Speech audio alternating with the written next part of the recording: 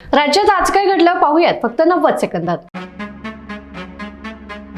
Mumbai Pune express वेवर toll आकारू नये तशा सूचना देऊ राज्यमंत्र्यांचं आश्वासन। 24 तासानंतरही वाहतूक कोंडी कायम, लोकांचा संताप।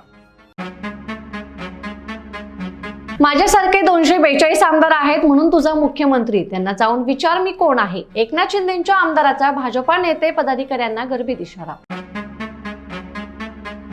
सत्तेचा लाभ उठवण्यासाठी चिल्ल्यापिल्ल्यांचा सुळसुळाट, आमदार जानकर विलिनीकरणावर बोलले।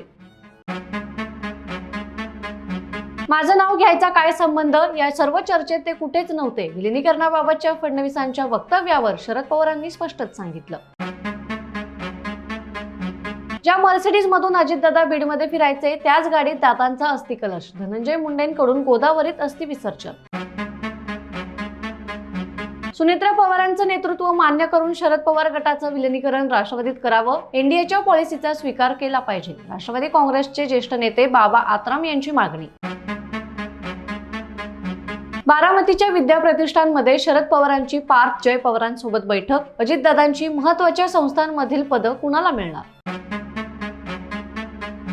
लाडक्या बहिणींसाठी आनंदाची बातमी, 3 महिन्यांचा थकीत हप्ता एकत्र मिळणार, बँक खात्यात 4500 रुपये जमा होणार। आणि अशाच ताज्या घडामोडींसाठी बखर लाईव्हला सबस्क्राईब जरूर करा।